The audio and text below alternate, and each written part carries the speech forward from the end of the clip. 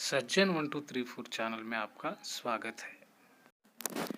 मेरे चैनल को देखने से पहले कृपया आप सब्सक्राइब कीजिए ताकि आपको नोटिफिकेशन आ जाएंगे।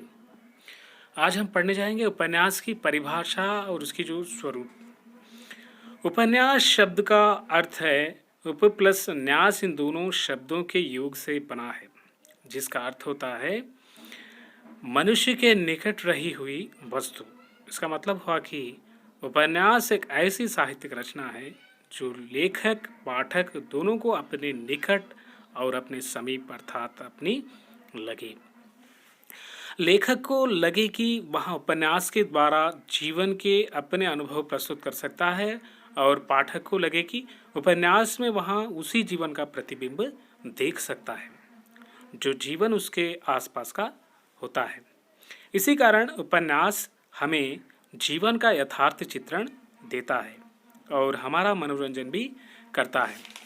उपन्यास में इसकी स्वरूप में, इसकी परिभाषा और स्वरूप में देखेंगे तो आचार्य हजारी प्रसाद द्विवेदी का कहना है, उपन्यास आधुनिक युग की देन है। राल्फ फॉक्स के द्वारा कहा गया है कि नए युग की नई अवस्थित का वाहक होने के नाते मानव के संबंध की अभिव्यक्ति के उत्तरोत्तर विकास का प्रतिनिधित्व करना इसका प्रमुख कार्य है। आधुनिक जीवन की बहुमुखी विविधता, विवक्षता एवं जटिलता को तथा संसार के सारे कार्यकलाप मनुष्य की आर्थिक, सामाजिक, नैतिक एवं राजनीतिक समस्याओं के व्यापक एवं सशक्त प्रतिबिंबों को हम इस नए साहित्य के प्रकार में देख सकते हैं। प्रेमचंद ने कहा है कि मैं उपन्यास को मानव चरित्र का चित्र मात्र समझता हूँ। उपन्यास यथार्थ मानव अनुभवों एवं सत्य का आकलन है। वह जीवन की अनेकता में एकता तथा अपूर्णता में समग्रता स्थापित करने का प्रयत्न करता है, क्योंकि जीवन और साहित्य, समाज साहित्य का परस्पर अटूट संबंध है। यह केवल यथार्थ जीवन का चित्र नहीं है, किंतु जीवन के यथार्थ का संवेगात्मक चित्र है। उपन्यास विराट जीवन की अगणित परिस्थितियों की परिकल्पना ही नहीं प्रस्तुत करता, वरना वह मनुष्य की निराशा घड़ियों में संबल प्रदान करने का यत्न करता है। उपन्यास गद्य साहित्य की अत्युत्तम पिता है। शाब्दिक रूप में प्राचीन होने पर भी सच्चे अर्थ में यह पूर्णता वर्तमान युग की देन मानी जाती है और इसका जन्म आधुनिक यूरोप में हुआ है। अंग्रेजी में इसे नॉवेल कहते हैं और गद्य साहित्य की विभिन्न विधाओं, नाटक, एकांकी, निबंध आदि से यहाँ नूतन है। विभिन्न भारतीय भाषाओं में इसके भिन्न भिन्न नाम से है, जैसे मराठी में नवलिका एवं कादंबरी, तेलुगु, तमिल, गुजराती में नवल कथा कही जाती है। अन्य भाषाओं में यह शब्द भिन्नार्थ सूचक है। तेलुगु में यह शब्द व्याख्यान या भाषण के लिए प्रयुक्त होता है, जबकि संस्कृत के नाट्यशास्त्र के ग्रंथों में यहाँ रूपक के प्रतिमुख संधि के उपभेद के लिए व्यवहृत होता है। उपन्यास शब्द की उत्पत्ति की भांति ही उपन्यास की परिभाषा के संबंध में भी विद्वानों ने भिन्न प्रचार और भिन्न विचार प्रस्तुत किए हैं। परिवर्तनशील होने के नाते किसी एक निश्चित परिभाषा में उपन्यास को आबद्ध करना कठिन कार्य है। यहाँ कहा है कि डॉक्टर कैलाश प्रकाश ने कहा है।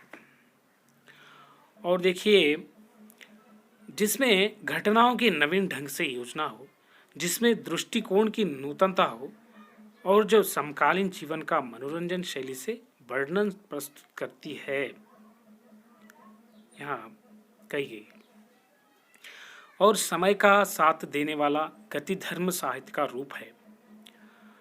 नित्य नवल होने वाला नवल कहा जाता है। उपन्यास गद्यात्मक आख्यान है, जिसके कथन में यथार्थ जीवन के प्रदर्शन का प्रयत्न करने वाले पात्रों और उनके कार्यों का चित्रण होता है। उपन्यास वर्णनात्मक काल्पनिक गद्य कथा है और जिसकी यथेष्ट लंबाई है, उसके चरित्र और कार्य यथार्थ जीवन का प्रतिनिधित्व करते हैं। राल्फ फॉक्स के अनुसार है कि उपन्यास गद्य में लिखी गई कथा मात्र नहीं है, मनुष्य के जीवन का गद्य है।